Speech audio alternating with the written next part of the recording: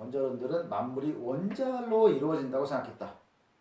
원자들은 기하학적 차원에서는 아닌데 물리적으로 분할할 수가 없다. 원자와 원자 사이에는 빈 공간이 있다. 그래서 원자는 그렇고 그리고 원자는 파괴될 수도 없다. 원자들은 늘 운동한다. 운동을 했고 운동을 하며 앞으로도 운동을 계속할 거다. 계속 운동한다는 얘기죠. 원자의 수하고 종류가 무한하다. 그리고 모양과 크기는 조금씩 다르다. 이게 우리가 알고 있는 어떤 지금의 원자 개념하고 굉장히 비슷하죠. 그러니까 이게 신기한 거죠.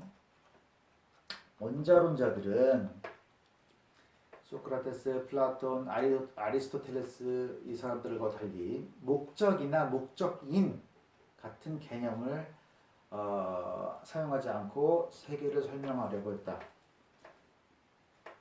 목적을 향해서 모든 운동이 진행된다가 아니라는 얘기예요.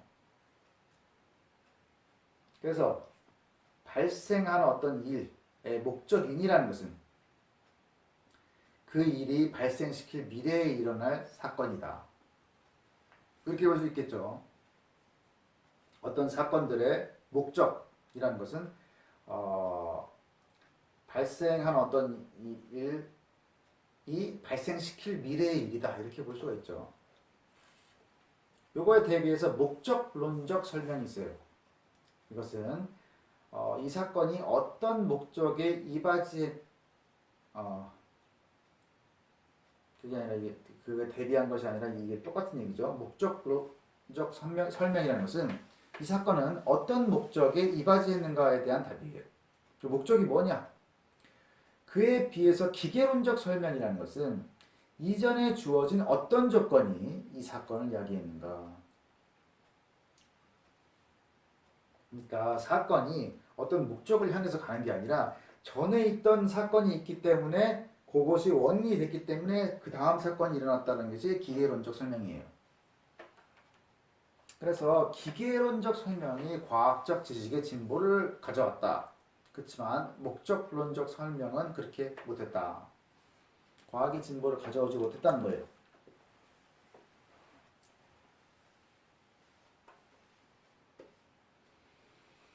두 가지 질문 방식 모두 현실 전체에 관해서 이해할 수 있는 방식으로 질문할 수 없다. 현실의 일부에 대해서만 질문할 수 있다. 어떤 걸로도 그 두 가지 방법 중에 어떤 걸로도 현실 전체를 알 수는 없다는 얘기예요. 그게 무슨 얘기냐? 목적론적 설명을 하다 보면은 얼마 지나지 않아서 조물주 혹은 세계의 제작자에 이르게 된다.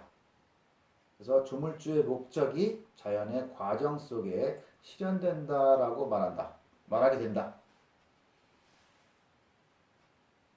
그러니까 이거의 목적은 뭐냐? 그럼 요거의 목적은 뭐냐? 그럼 요거의 목적은 뭐냐? 가다 보면은 조물주가 나온다는 얘기예요.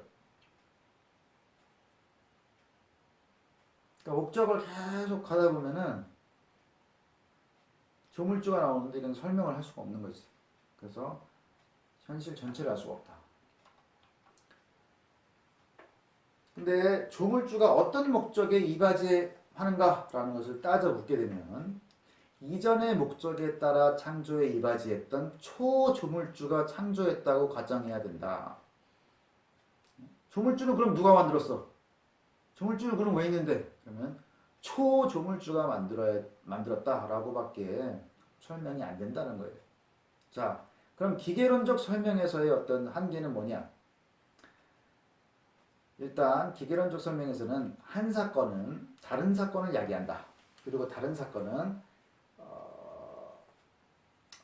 제3의 사건이 야기한다.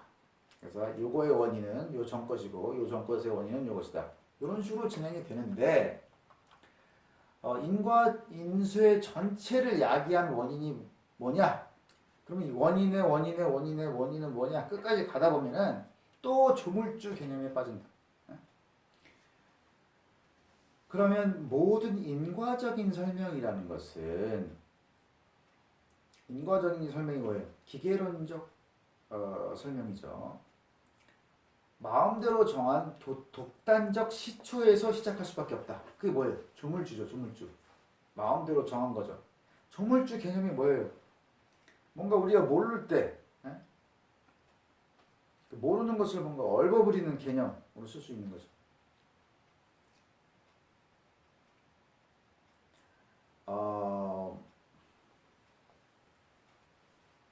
원자론자들이 원자론을 지지하기 위해서 제시한 이유들이 전적으로 경험에 의존하지는 않는다. 고대에는 경험으로 관찰한 성과하고 논리적 논증을 불분명하게 구별하지 않았다. 그러니까 논리적인 논증이 있고 경험으로 관찰한 게 있는데 그걸 막 섞어서 설명을 했다는 거죠. 옛날에는 그게 분리가 안 돼 있었다는 얘기예요. 레오키포스는 생성과 소멸 또는 운동과 다수의 사물들 이것을 지각된 사실로 용인한다. 그러니까 생성하고 소멸하고 운동하고 그 다음에 다수의 사물이 있고 이런 것을 인정한다는 거예요. 빈 공간이 없으면 운동이 일어날 수 없다라는 이론론자들의 견해도 인정한다. 빈 공간이라는 게 있느냐 없느냐라는 그런 논쟁인 거죠. 누구나 동의한 논점이라는 것은 꽉 찬 것 속에서 운동이 일어날 수 없다는 거다. 근데 꽉 찬 것 속에서도 그게 언제나 존재했다면 회전 운동이 일어날 수 있다.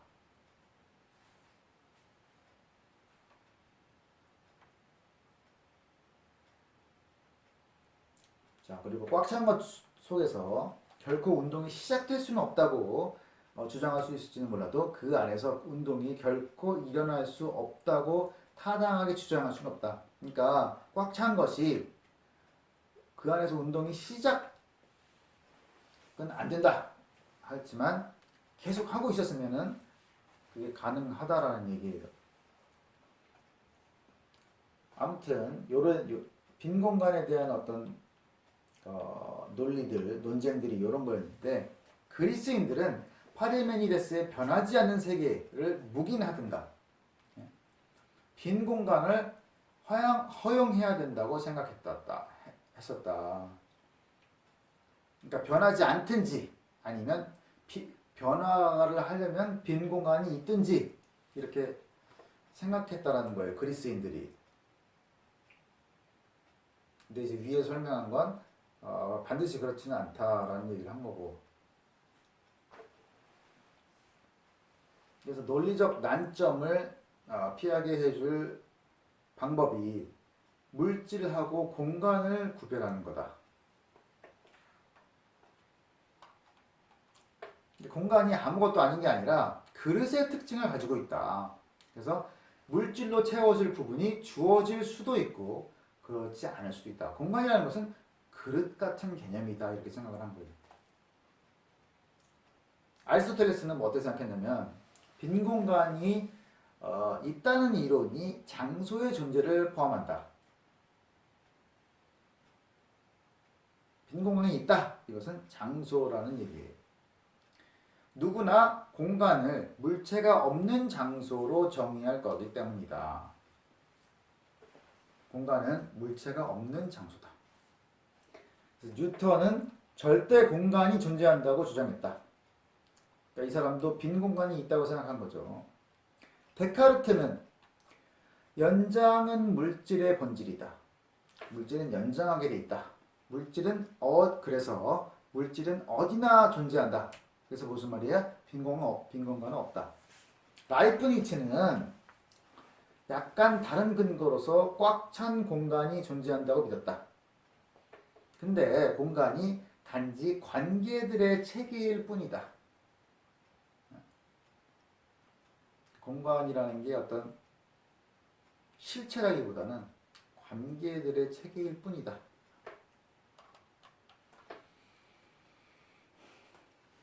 현대 물리학자들은 어떻게 생각하느냐?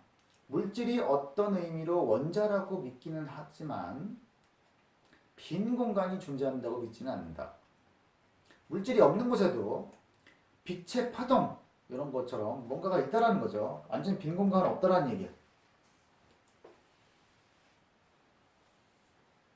원자론들의 견해를 논리적으로 발전시킨 결과가 뉴턴의 절대 공간 이론이다. 그 말이 무슨 말이에요? 빈 공간이 있다 이거죠. 절대 공간은 전혀 알 길이 없다. 완전히 변인지 안 변인지 어떻게 할 거예요? 그래서 경험과학의 필수적 가설이 되기는 어렵다. 그렇지만 고대의 어떤 철학자가 내놓은 세계보다 실제 세계와 흡사하다. 그래서 이 원자론자들이 주장한 그 철학, 그것들은 우리가 지금 알고 있는 그 실제 세계하고 매우 비슷하기 때문에 의미가 있다. 데모크리토스는 각 원자에 빈 공간이 없기 때문에 관통되지도 않고 분할되지도 않는다라고 주장했다. 칼로 사과를 자를 때 사과에 칼이 관통할 빈 공간이 있어야 그게 잘라진다 얘기예요. 근데 원자에는 그 빈 공간이 없다는 얘기죠. 원자들이 유일하게 하는 일은 운동하다가 서로 부딪히는 일이다. 때로는 우연히 맞물릴 수 있는 모양이 돼서 결합되기도 한다. 그러니까 막 운동하다가 부딪히는 일밖에 안 하는데 그러다가 결합되기도 한다 이런 얘기예요. 원자들은 충돌하면서 소용돌이 운동을 한다. 그때 여기서 물체들이 생겨나고 최후의 세계가 형성된다.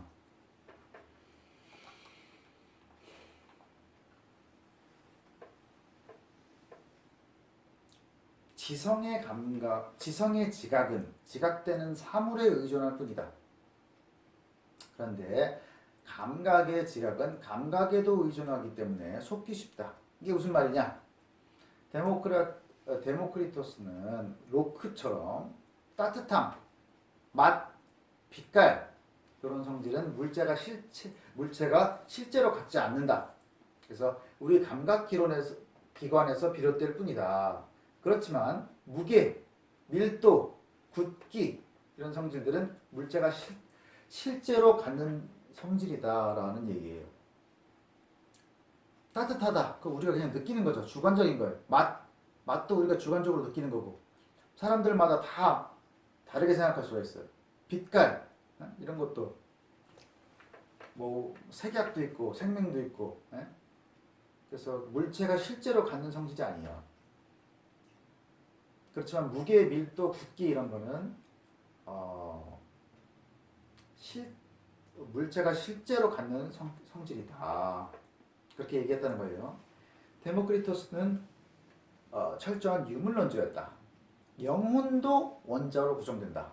사유도 신체에서 일어나는 과정이다. 철저한 유물론자. 우주의 목적이란 없다. 기계적 법칙에 지배받는 원자들만 존재한다. 그래서 데모크리토스는 그리스 철학자들 가운데 고대 후기와 중세 사상을 타락시킨 결점을 보이지 않는 마지막 철학자다. 근데 이제 소피스트들과 더불어 회의주의가 등장하는데 이 사람들은 새로운 지식을 얻으려고 하기보다 우리가 어떻게 알게 되는지 요거에 대한 연구로 관심을 돌린다. 소크라테스는 윤리를 강조한다. 플라톤은 스스로 창조된 순수한 사유의 세계를 지지하기 위해서 감각 세계를 거부한다. 그리고 아리스토텔레스는 목적이 과학에 필요한 기본 개념이라고 믿었다. 그래서 어떤 과학적인 그런 생각이 아니라는 거죠. 그래서 데모크리토스가 마지막이었다는 거예요. 그 다음에는 어떤 목적론적인 설명을 가지고 하려고 했다. 타락했다고 표현한 거예요, 이거를.